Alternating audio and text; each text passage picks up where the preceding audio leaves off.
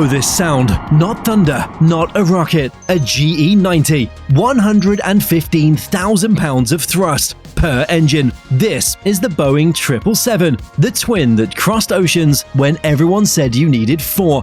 It dethroned a queen, carried over 1 billion passengers, and set the gold standard for safety, while its own successor still waits in the wings. How did 2 engines conquer long haul and change aviation forever?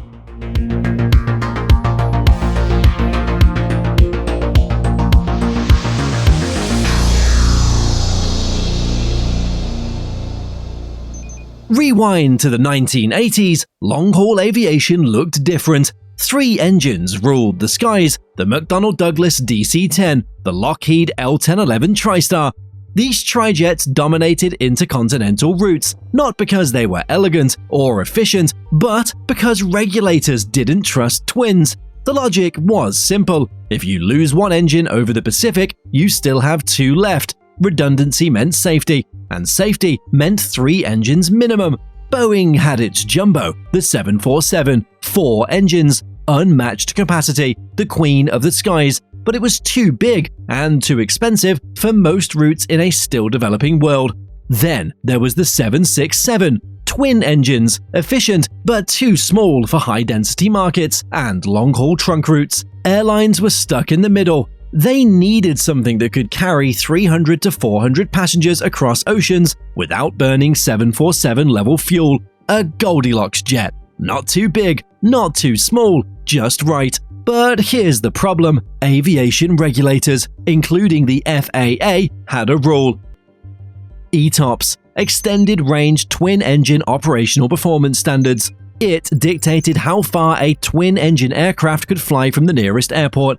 Early ETOPS limits were just 60 minutes. That meant twins could not fly further than 60 minutes without a diversion airport, banned from true ocean crossings. Then, Boeing 767 began proving itself. Reliability improved, engine failure rates dropped.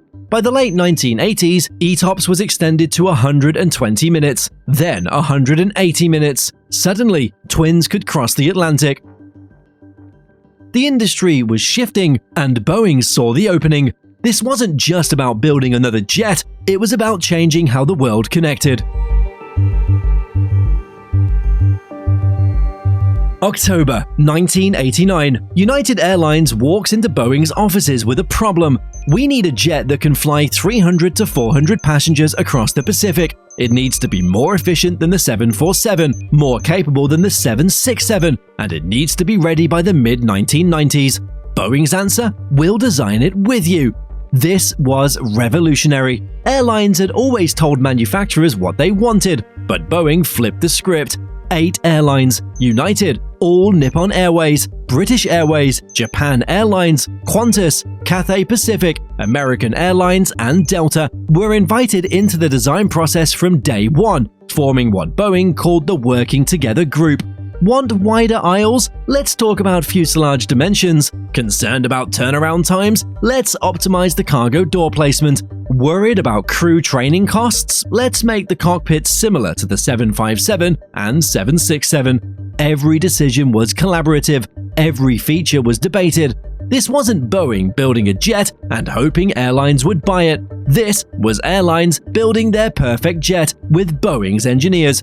The program started as the 767X, a stretched long-range 767, but the more Boeing and airlines talked, the clearer it became. A stretched 767 wouldn't cut it. They needed an all-new aircraft. So, Boeing went all in. Clean sheet design, larger fuselage, more advanced systems.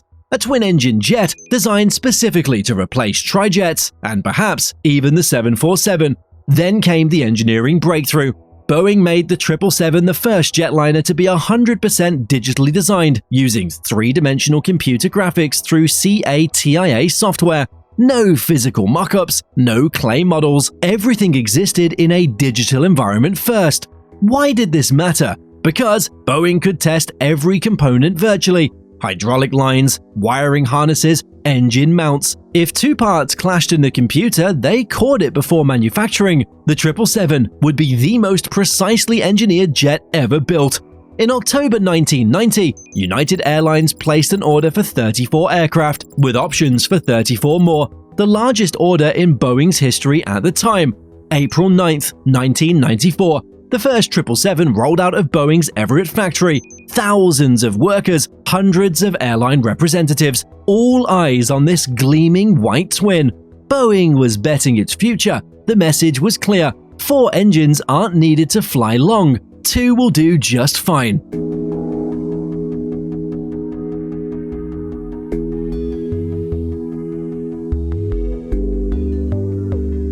The 777 wasn't just another widebody, it was a philosophical shift. Boeing had always been conservative with control systems, cables, pulleys, hydraulics, mechanical links between the pilot and the flight surfaces, direct analog control.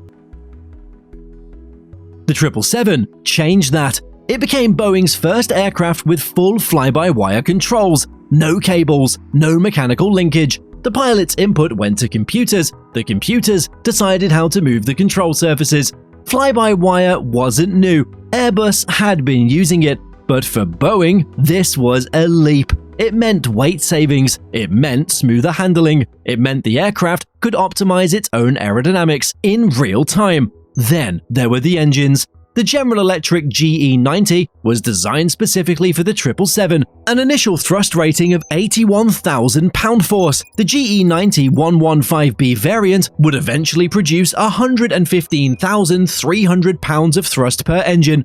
During testing, it set a world record at 127,900 pounds of thrust. To put that into perspective, each engine on the 777-300ER produces more thrust than 3 of the 4 engines on the original 747-100 combined, and its test record exceeded the 747-100's total output. The fan diameter alone is 128 inches, wide enough to swallow an entire 737 fuselage. These weren't just engines, these were feats of thermodynamic engineering. But power alone doesn't make an aircraft successful, efficiency does. Boeing used composite materials throughout the 777 structure, carbon fiber reinforced plastics in the tail, lightweight aluminium-lithium alloys in the fuselage. Every pound saved meant more range or more payload. Then there was the cabin. The 777's fuselage was wider than the 767's, wide enough for a 10 abreast economy layout.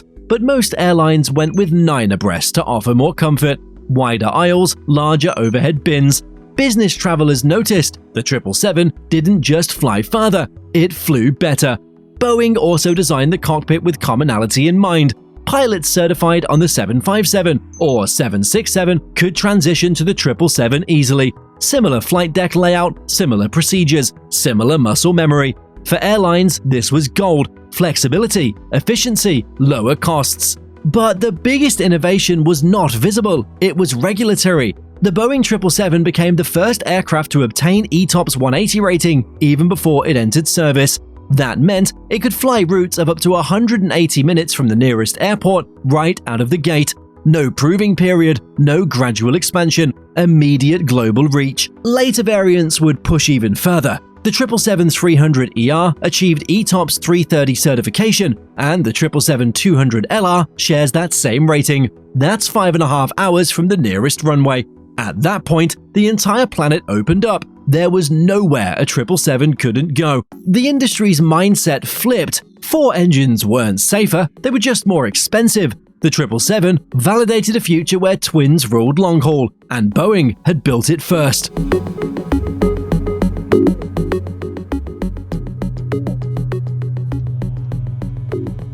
Building the aircraft was one thing, proving it could survive the real world was another.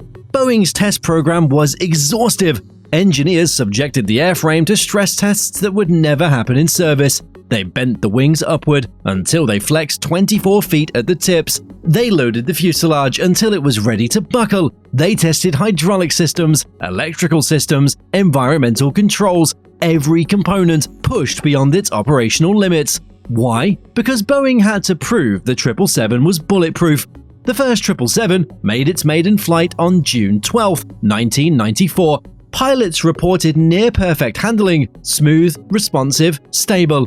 But the FAA and international regulators didn't care about smooth. They cared about safety, and for a twin-engine jet seeking immediate ETOPS 180 certification, the bar was higher than ever.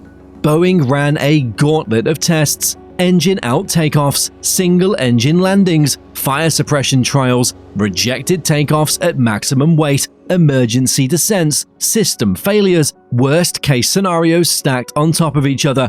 The 777 passed everything. Then came the real test: United Airlines operational trials. United put pre-delivery 777s through their paces in actual airline conditions: real passengers, real cargo, real weather, real schedules. The results? Near flawless reliability, the kind of numbers that make airline operations managers smile. By the time the FAA granted certification, the 777 had proved itself to be one of the most thoroughly tested jets in history, and the safety record that followed backed it up. Over the next 3 decades, the 777 would achieve one of the lowest accident rates of any widebody aircraft. That's not luck, that's engineering. While Airbus was still arguing that 4 engines were inherently safer, the A340 marketing literally said 4 engines, 4 long haul, Boeing had the data. Twins were just as safe and far more efficient. The trijet era was over. The 777 had killed it. June 1995. United Airlines puts the first 777-200 into commercial service. London Heathrow to Washington Dulles, a Boeing twin crossing the Atlantic. The baseline 777-200 was a workhorse, range of about 5,240 nautical miles, capacity for up to 440 passengers, around 300 with 2 or 3 classes, enough to handle transatlantic and trans-Pacific routes. Airlines loved it, passengers loved it, and Boeing's order book exploded. But Boeing didn't stop there. Airlines wanted more range. They wanted to open new city pairs without refueling stops. They wanted to fly from the US West Coast directly to Southeast Asia. Enter the 777-200ER, extended range, bigger fuel tanks, reinforced landing gear for higher takeoff weights. Uprated engines, range jumped to 7,065 nautical miles. Now you could fly from Los Angeles to Sydney, Los Angeles to London, Paris to Tokyo. Routes that previously required a stop or a 747 could now be flown by a more efficient twin. The 200ER became the backbone of long-haul operations for British Airways, Cathay Pacific, and all Nippon Airways. It opened markets, it enabled growth, it made long-haul aviation accessible to airlines that couldn't fill a 747. And here's the key: the 777 wasn't just replacing trijets, it was replacing 747s on routes where capacity didn't justify a jumbo, but range still mattered. Boeing was eating into its own 747 sales, but it didn't care, because every 777 sold was more profitable than a 747, and it kept Airbus from stealing market share. Launch customers like United, British Airways, and Cathay Pacific became evangelists. They showcased the 777's reliability. They published performance data. They proved to other airlines that this twin could do what 4 engines used to do. Orders poured in from Asia, Europe, and the Middle East. The 777 was becoming a global standard, and Boeing had barely scratched the surface of what the platform could do. The trijet era wasn't just ending, it was collapsing. The economics were undeniable. Why fly 3 engines when 2 will do? Boeing had its hit, but the best was yet to come.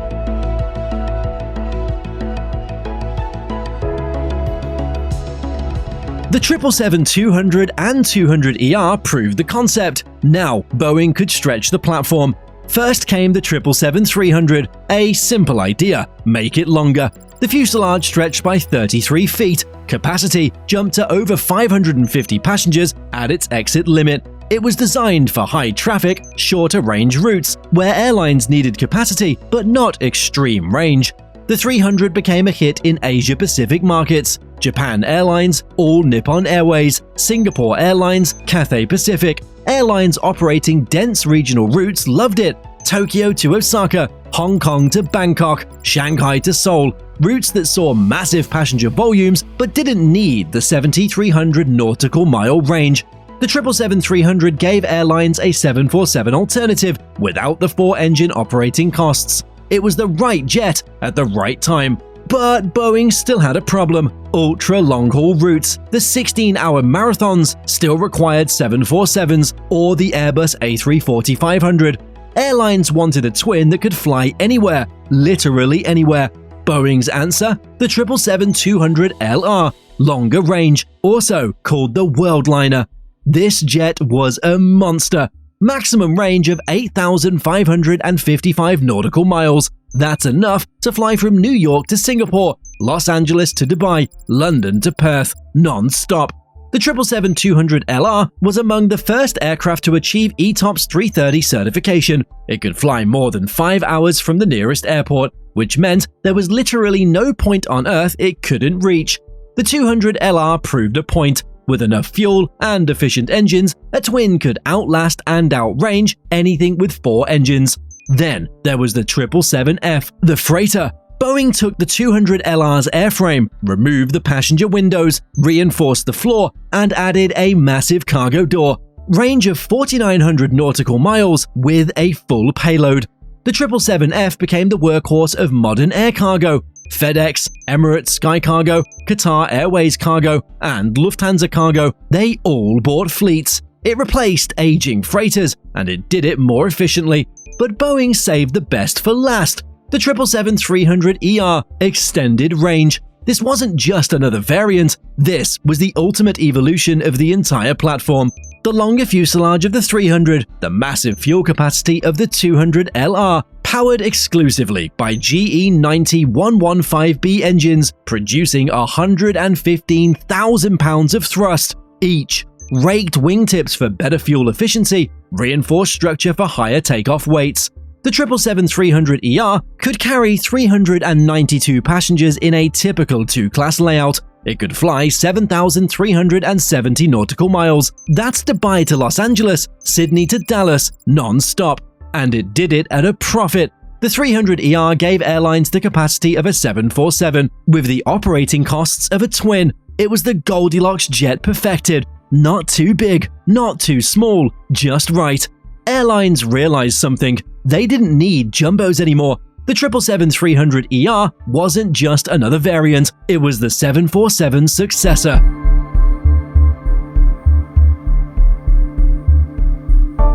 If there's one variant that defined the 777's legacy, it's the 300ER. Airlines didn't just buy it, they built their entire long-haul networks around it. Emirates is the defining example, the airline that turned the 777-300ER into an icon. Emirates operates over 119 of them, more than any other airline in the world. It also flies them from everywhere. Dubai to New York, Dubai to Los Angeles, Dubai to Sydney, Dubai to Sao Paulo. 6 continents, 7-hour flights, 16-hour marathons. The 300ER does it all. Why? Because the economics work. But it wasn't just Emirates. Qatar Airways, Singapore Airlines, Air France, British Airways, Cathay Pacific, ANA. Every major long-haul carrier bought fleets of 300ERs. The aircraft became synonymous with premium travel. Qatar Airways debuted its Q-Suite business class product on the 777-300ER. Cathay Pacific upgraded its cabins. Singapore Airlines featured it on flagship routes. The 777-300ER wasn't just a jet, it was the platform for airlines to compete on service, comfort, and brand, and Boeing was printing money. The 777 became Boeing's most profitable widebody program ever. Each jet sold at a premium, maintenance revenues flowed for decades, engine leases, parts, training, support contracts, the life cycle economics were incredible. But here's the darker side of this success. Every 777 sold made the 747 less relevant. Boeing's initial calculations were clear. The 747 was becoming a niche product. Only a handful of routes truly needed 500-seat capacity. Most airlines could fill a 777-300ER more frequently with better load factors. So, Boeing let the 747 slowly fade. Production slowed, orders dried up. The Queen of the Skies was being quietly dethroned by her twin-engine successor. Boeing cannibalized its own icon, but strategically, it was the right move, because if Boeing didn't do it, Airbus would. The 777-300ER racked up milestone after milestone. tens of thousands of flights every single week, more than 1 billion passengers carried on this single variant alone. The 300ER became the face of modern long-haul aviation, the jet you'd see on every major international route, the jet pilots love to fly, the jet passengers recognized instantly. This wasn't just Boeing's bestseller, this was the jet that reshaped global aviation.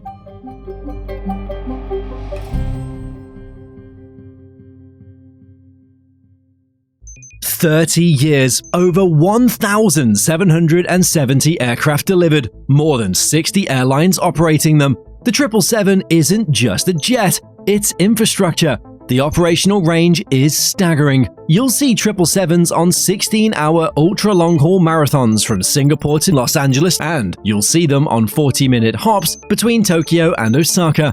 That versatility is rare. Most jets are optimized for one mission profile: short haul, medium haul, long haul. The 777 does all three without breaking a sweat. Reliability became its hallmark. For airlines, that's gold. Every delay costs money. Every cancellation frustrates passengers. The 777 just works. But no aircraft is perfect. There have been incidents. The 777's accident rate per million flights remains one of the lowest in aviation history. That's not marketing, that's statistical fact. Airlines trust it, passengers trust it, regulators trust it. Boeing designed the 777 with a 30-year service life in mind. Many early jets are now being retired or converted. But here's the interesting part, they're not being scrapped. 777s are being converted into freighters. Even early 200 models are finding second lives hauling cargo for FedEx and UPS. That's a testament to the airframe's fundamental soundness. These jets were built to last. Over 60 nations operate 777s. That's cultural impact beyond economics. When a country's flag carrier flies a 777, it's a statement. We're connected, we're modern, we're global. For 3 decades, the 777 has been the gold standard, and it's still flying strong.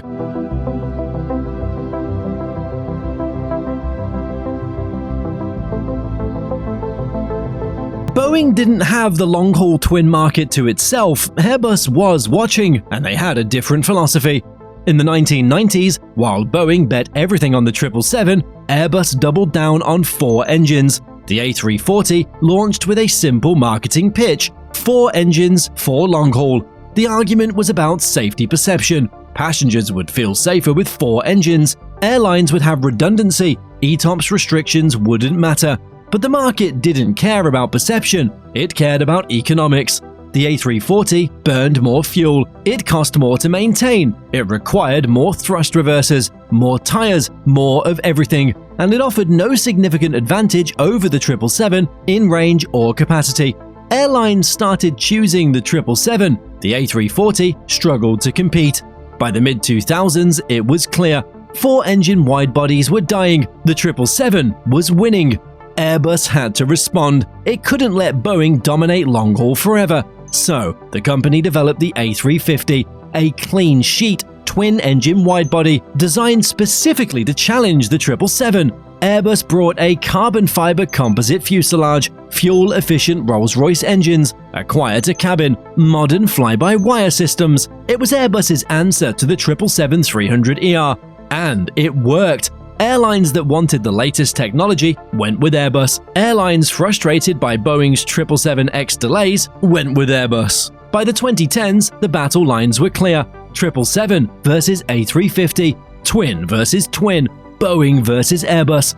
But Boeing had another problem: internal competition. The 787 Dreamliner launched in 2011, a smaller, ultra-efficient widebody designed for point-to-point long-haul routes. It overlapped with some 777 models in capacity, but offered newer technology and better economics. Airlines faced the choice: buy more 777s or transition to 787s. Some chose the 787. United, American, ANA, they all bought large 787 fleets and began phasing out older 777s. Boeing was cannibalizing itself again, but this time it wasn't intentional. The 787's delays and production problems meant the 777 stayed in production far longer than Boeing originally planned, which turned out to be a blessing. Because airlines still needed 300 to 400 seat jets for high-density routes, and the 777-300ER fit that role perfectly. The market dynamic became clear. For ultra-long, lower-capacity routes, 787 or A350. For high-capacity long-haul trunk routes, 777-300ER or A350-1000. The A350-1000 became the 777's primary rival. Similar capacity, similar range, comparable economics. Airlines now had a real choice: go with Boeing's proven workhorse or Airbus's newer tech. Fleet commonality started playing a bigger role. If you already operated Airbus, the A350 made sense. If you were a Boeing shop, the 777 was the easier fit. But the competitive landscape was shifting. Boeing couldn't just rely on the 777-300ER forever. The jet was aging. The A350 was stealing market share. Boeing needed a response. They needed to prove the 777 legacy could evolve. Enter the 777X.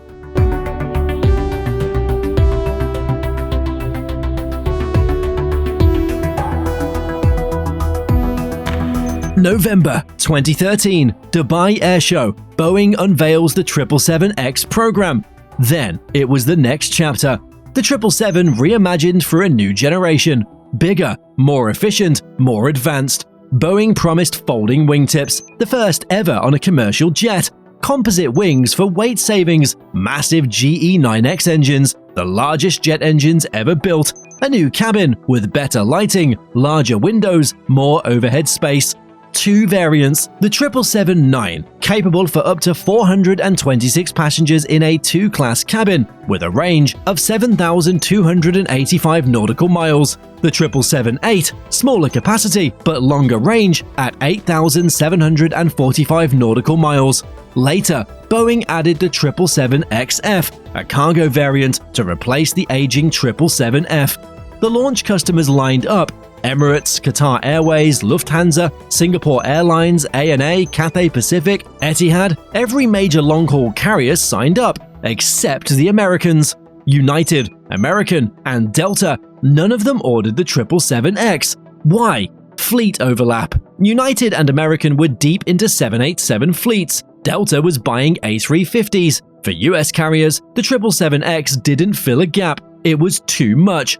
But the Middle Eastern and Asian carriers saw it differently. Emirates needed an A380 replacement. Lufthansa needed a high-density widebody. The 777X made strategic sense if it delivered on time. It didn't. The first delays hit in 2020. Certification pushed back. The 737 MAX crashes weighed down Boeing. Its credibility tanked. Regulators started scrutinizing every new Boeing program with heightened skepticism. COVID-19 stopped aviation. Airlines deferred deliveries. The 777X suddenly looked like a jet for a market that didn't exist anymore. By 2025, the 777X still hadn't entered service. Test flights continue, certification drags on, and airlines are losing patience. Meanwhile, Airbus is delivering A350s by the dozen. Every delayed 777X is another A350 order for Airbus. Boeing's greatest success story is becoming its greatest test. The 777X has to succeed, not just commercially, but symbolically, because if it fails, Boeing risks ceding long-haul dominance for good. The folding wingtips are brilliant engineering. The wingspan fully extended is 235 feet, too wide for most airport gates, so the tips fold up on the ground, reducing the span to 212 feet. It's the first commercial jet with movable wingtips, certified for flight. The GE9X engines are marvels, each producing 110,000 pounds of thrust. Quieter than the GE90, more fuel efficient. The fan diameter is 134 inches, even wider than the GE90s. These are the most advanced jet engines ever built. The cabin is passenger-friendly. LED mood lighting, larger windows, higher ceiling, wider seats. It's what passengers expect in a modern widebody. But none of that matters if the jet doesn't get certified, if airlines don't trust it, if Airbus keeps stealing orders. The 777X is Boeing's bet that the 777 legacy still has room to grow, that there's still demand for a 400-seat jet in an era of fragmented travel. But the question lingers: has Boeing's greatest success story now become its greatest burden?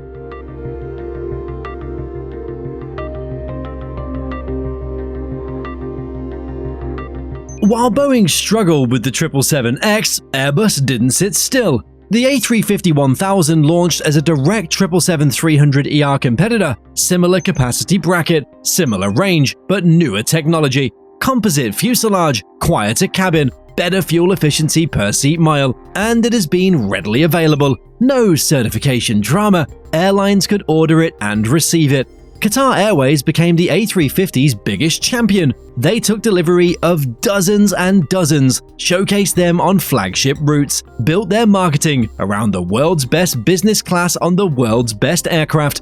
Other airlines took notice. Cathay Pacific started buying A350s. Singapore Airlines did the same. Even Emirates ordered A350s for the first time. The market was shifting. Boeing's delays gave Airbus a massive opportunity, and they seized it. Every month the 777X certification dragged on was another month Airbus could pitch the A350-1000. Airlines started doing the math. Do we wait for an unproven 777X, or do we buy A350s that are flying right now? For many, the answer was clear. Go with Airbus. Fleet orders shifted. Qatar increased A350 orders. Cathay did the same. Even Lufthansa, a 777X launch customer, started hedging with A350s. This is the nightmare scenario for Boeing. The 777 built Boeing's long-haul dominance over 3 decades. The A350 threatens to undo it in less than 10 years. But here's the nuance. The A350 isn't necessarily better. It's newer. And in aviation, new often wins, even if the difference is marginal. The 777-300ER still outperforms the A350-1000 on certain metrics: more seats, more cargo, better takeoff performance. But the A350 has the narrative: composite fuselage, quieter engines, modern cockpit, the perception of being the next generation. And perception matters. Airlines want to tell passengers they're flying the newest, most advanced jet. The A350 gives them that story. The 777X was supposed to reclaim that narrative, but the delays have cost Boeing dearly. Airbus capitalized on Boeing's credibility crisis. The 737 MAX crashes created doubt. Airlines started asking, can we trust Boeing's certification process? Can we trust their timelines? The A350 became the safer bet. Not safer in terms of actual safety, but safer in terms of business risk. If you order A350s, you know what you're getting. If you order 777Xs, you're gambling on when they'll actually arrive. For airline CEOs managing billion-dollar fleet plans, certainty beats performance. So, the orders flowed to Airbus, and Boeing watched its widebody dominance erode. The 777X must succeed, not just technically, but commercially, because if it doesn't, Boeing risks losing the twin-aisle market it built with the original 777. 3 decades of dominance, 1 delayed program, and suddenly everything is at risk. The stakes couldn't be higher. Step back from the engineering and the competition. Look at what the 777 actually did. It transformed global aviation infrastructure. Boeing's Everett factory in Washington State, the largest building by volume in the world, ran on the 747 and then on 777 production. Thousands of jobs, tens of thousands of indirect jobs in the supply chain. For the US economy, the 777 is a massive export. At list prices, each aircraft sells for around $300 million. Multiply that by over 1,770 deliveries. Rounded up, that's over $530 billion in export value over 3 decades. But the impact goes beyond dollars. Airlines built entire business models around the 777. Emirates wouldn't be a global giant without it. Dubai wouldn't be a mega hub without 777s connecting 6 continents. The 777 enabled the hub-and-spoke model to evolve. Airlines could consolidate traffic through major hubs and fly long-haul with efficient twins. That changed route planning. That changed ticket pricing. That changed how we travel. For pilots, the 777 set a new standard. Fly-by-wire made it easier to handle. Thousands of pilots built their careers around 777 type ratings. For passengers, the 777 raised expectations. Wide cabins became normal. Quiet engines became expected. Reliable arrivals became the baseline. The 777's economics allowed airlines to lower fares. More people could afford to fly internationally. That's cultural impact. Families connecting across oceans, students studying abroad, businesses expanding globally. The 777 enabled globalization in a very literal sense. It also changed design philosophy across the industry. The 777's digital design process using CATIA became the standard. Every modern jet, Boeing, Airbus, Embraer, Bombardier is designed in 3D CAD first. The 777 proved that virtual prototyping works, that you can eliminate physical mock-ups and still build a perfect jet. That approach saved time, saved money, and enabled faster innovation.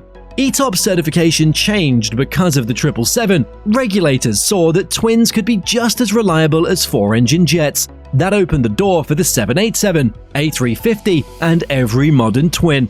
The 777 didn't just change one aircraft program, it changed how the entire industry operates. The 777 shaped the industry's DNA, and it's not done. 777s will be flying for another 20 years. Many early aircraft are being converted into freighters and will operate into the 2040s. That's a 50-year operational lifespan, 2 generations of pilots, 3 generations of passengers. The 777 isn't just an aircraft, it's infrastructure, it's legacy, it's the backbone of how the world stays connected.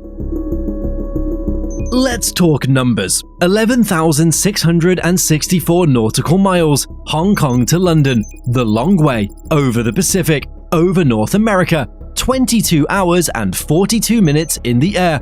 2005, a 777-200LR, the longest non-stop commercial flight by distance ever recorded.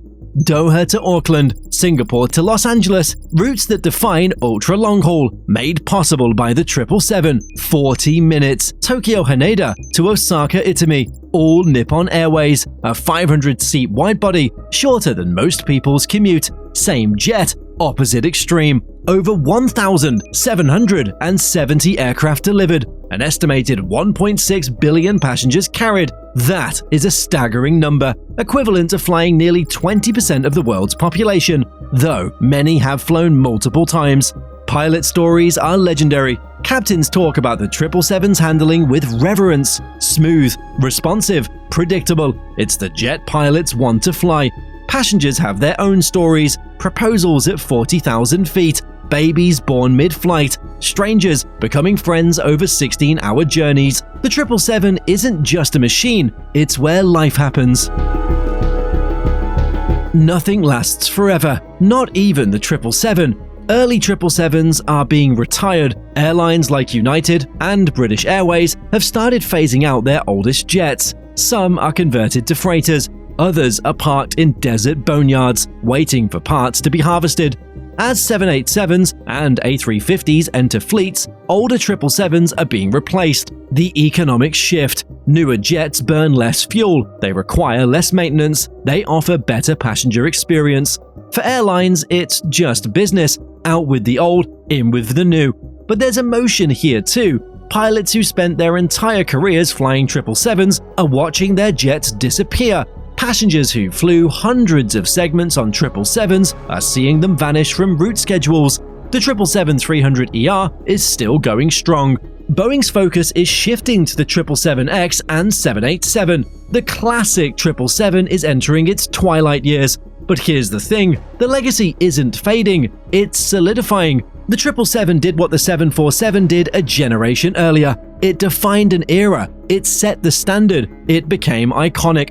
If the 747 made flying glamorous, the 777 made it normal. It made long-haul accessible. It made global travel routine. There is a beauty in that. The 777 wasn't about spectacle, it was about reliability, about getting the job done, about connecting the world without drama. That's legacy.